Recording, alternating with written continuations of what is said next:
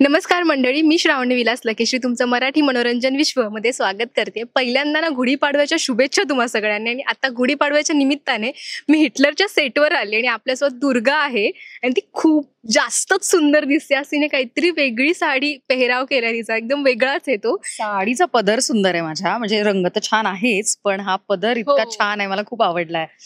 तर येस, काहीतरी वेगळं असा पदर कधीच नव्हता माझ्या कुठल्या साडीला. हो, म्हणूनच तो खूप वेगळा वाटतो आणि त्यासाठी तिला असं बसायला सांगितलं स्पेशली की पदर दाखव दिसला पाहिजे. आणि एकदम असं सस्पेन्स आणि जो काही थ्रिलर असा वेगळ्या गोष्टीवरून अचानक सरप्राईज दिले की दुर्गा आई होतीये. पहिल्यांदा कॉंग्रॅच्युलेशन्स तुला. Thank you so much. दुर्गासाठी खूप मोठी गोष्ट आहे, कारण आपण दुर्गा अशी का आहे, दुर्गा इतकी स्ट्रिक्ट का आहे, अशी ड्राय का आहे, फार हसत नाही, फार एन्जॉय करत नाही, किंवा एजंटना एवढा सपोर्ट का करते.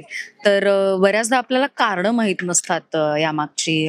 प्रत्येक व्यक्ती म्हणजे मी माझ्या कॅरेक्टरबद्दल बोलेन, बाकी मला माहित नाही, पण इथे या मालिकेत तरी दुर्गा आता चुकीचंच वागायचंय किंवा वाईट वागायचंय असं म्हणून कधीच काही करत नाही. तिच्या वागण्यामागे, तिच्या स्वभावामागे काहीतरी कारण आहे, जे काही प्रेक्षकांना माहित असेल, काहींचं मे बी ते मिस झालं असेल. तर मी पुन्हा एकदा त्याची आठवण करून देते की दुर्गाला मूल होत नाहीये गेली कित्येक वर्ष. त्याची जी काही कारणं असतील, तर तिच्या या सिच्युएशन मध्ये तिला एजंटनी खूप सपोर्ट केलाय. एक पुरुष एका बाई मागे एवढ्या काय म्हणतात त्याला, खंबीरपणे इतक्या तिच्यासाठी इमोशनल, बाईसाठी मूल हे फार इमोशनल गोष्ट असते आणि ते होत नाही. आणि तिला हवंय, म्हणजे असं नाही की प्रत्येक बाईला मूल झालंच पाहिजे, असं काही नाहीये. तुम्हाला जर मूल हवं असेल, म्हणजे बायकांना देवाने एक वरदान दिलंय की तुम्ही मूल जन्माला घालू शकता, पण प्रत्येक बाईला मूल हवंच असेल असं नाही, आणि ती तिची चॉईस असू शकते. पण ज्या बायकांना मूल हवंय आणि होत नाहीये, त्यासाठी बायका बरीच वर्ष प्रयत्न करतायत. मी अशी किती जोडपी पाहिलीत की ते खूप वर्ष प्रयत्न करतात, आणि मूल जन्माला घालणं ही खूप अवघड गोष्ट आहे. वर्षोनवर्ष लोक प्रयत्न करतात. तर अशीच सिच्युएशन दुर्गाची होती, आणि या सिच्युएशन मध्ये तिला एजंटनी खूप साथ दिली. त्यामुळे ती एजंटला एवढं मानते आणि त्यांना फॉलो करते. तर हे कारण आहे की दुर्गा अशी का आहे, किंवा सतत एजे का करते, हे जे प्रश्न लोकांना पडतात त्याचं हे उत्तर आहे.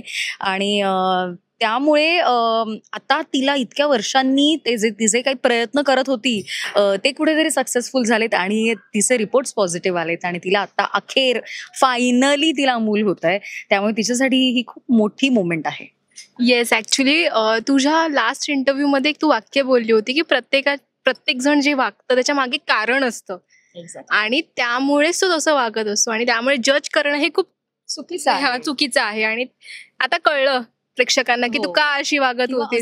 जे म्हणतात की लीलाला त्रास देते, हे प्रेक्षकांना माहितीये की लीला चांगली आहे, दुर्गाला नाही माहिती लीला चांगली आहे. कारण तुम्ही एपिसोड्स बघता ना, तर तुम्हाला माहिती लीला किती चांगली आहे, दुर्गा तिला त्रास देते, पण दुर्गा तिला त्रास देत नाही. की तिच्या दोन जावा आहेत, दुर्गा, लक्ष्मी, सरस्वती, त्या त्रास नाही देते तिला. तुम्हाला दिसताना तसं दिसतं की त्या त्रास देतात, त्यांच्या जागी त्या बरोबर आहेत. कारण त्यांना ती चांगली आहे माहित नाहीये, त्यांना कुठे माहितीये की ती चांगली आहे. त्यांनी जे आतापर्यंत बघितलंय त्यांच्यामध्ये तरी ती चांगली मुलगी नाहीये.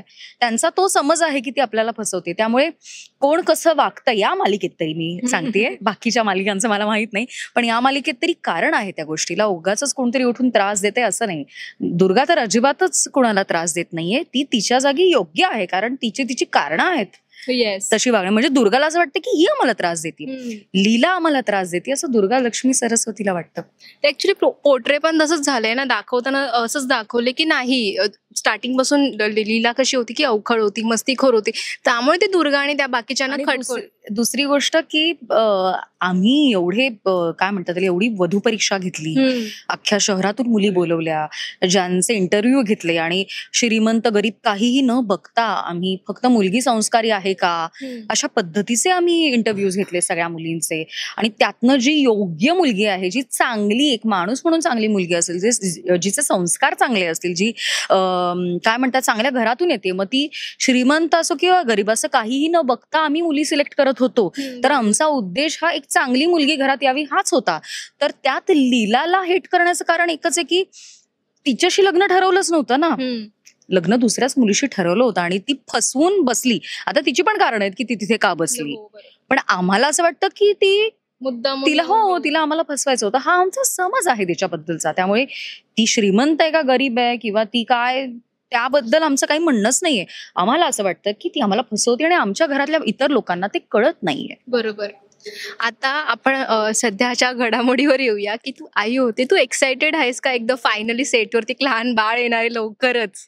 ऑब्व्हियसली दुर्गाला ते हवंय, त्यामुळे दुर्गा एक्सायटेड आहे, किशोर एक्सायटेड आहे आणि सरोजिनी खूप एक्सायटेड आहे, कारण ती सगळ्यात मोठी आहे घरातली आणि कुठल्याही एका वडीलधाऱ्या व्यक्तीला वाटत असतं की घराचं गोकुळ व्हावं, घरात लहान मुलं यावीत. तर तिच्यासाठी खूप महत्वाची गोष्ट आहे, त्यामुळे ती खुश आहे आणि दुर्गाचं आजीवर खूप प्रेम आहे, त्यामुळे आजीचा आनंद हा तिच्यासाठी सर्वोत्तम आहे. त्यामुळे डेफिनेटली शी इज एक्सायटेड. आम्ही आता एक्सायटेड आहोत, की तू तुझी जी प्रोसेस असणार आहे ती बघायला फायनली मिळणार आहे, की तुझे ते डोहाळे जेवण सगळे पुरवणार आहेत. तू तयारीत आहेस का, की माझे आता हे लाड होणार आहेत आणि मी हे लाड करून घेणार आहे? दुर्गा म्हणून ना, हा. ऑब्व्हियसली दुर्गा एक्सायटेड आहे, कारण आता तुम्ही बघाल की ती थोडीशी स्माइल करते, हो, खुश आहे, actually. आनंदी आहे.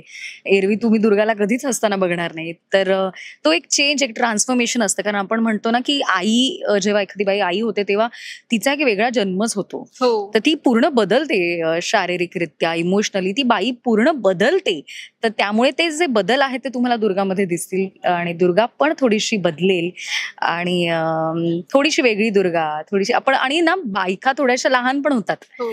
आई झाल्यावर ना एक बाई लहान सुद्धा होते थोडीशी, ती पण तिच्या मुलासारखी होते. म्हणजे ऑब्व्हियसली लहान मुलाचं संगोपन किंवा त्याला सांभाळणं, ते तिच्यावर एक रिस्पॉन्सिबिलिटी असते, एक पेरेंट होते ती, पण तरी सुद्धा कुठेतरी ना तिच्यात एक लहान मूल असतं ते पण बाहेर येत असतं, कारण तिला सुद्धा काळजीची गरज असते. कोणीतरी तिच्या पुढे मागे करावं, तिची काळजी घ्यावी, काय होतंय, मळमळतंय का, डोकं दुखतंय का, तुला काय खावंसं वाटतंय का, ते एक लहान मुलंच होतंय का बाईचं.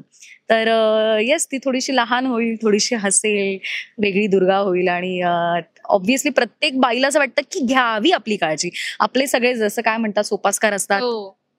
डोहाळ जेवण, हे ते ओटी भरा, ते सगळं झालं पाहिजे. ते तिला तो इम्पॉर्टन्स हवा असतो त्या काळामध्ये, तर तो तिला मिळणार आहे आणि I am sure she is looking forward to it. Actually तुझ्या बोलण्यातून आता ते जाणवत आहे, माहितीये का, तुझी बोलत होतीस ना की दुर्गा आता थोडी हसायला लागली, स्माइल करायला लागली.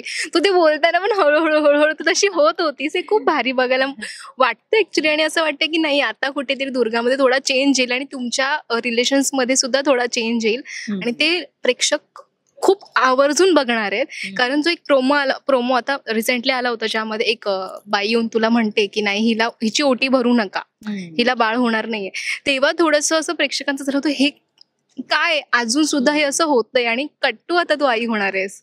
सो गॉड ब्लेस यू आणि तुला शुभेच्छा पुन्हा, आणि गुढीपाडव्याच्या सुद्धा शुभेच्छा. आम्हाला खूप मजा येणार आहे बघायला तुझे सगळे सोपास्कार आणि आम्ही ते बघतच राहणार आहे. थँक्यू. थँक्यू सो मच आणि तुमच्या सगळ्या प्रेक्षकांना माझ्याकडून मराठी नवीन वर्षाच्या खूप खूप शुभेच्छा.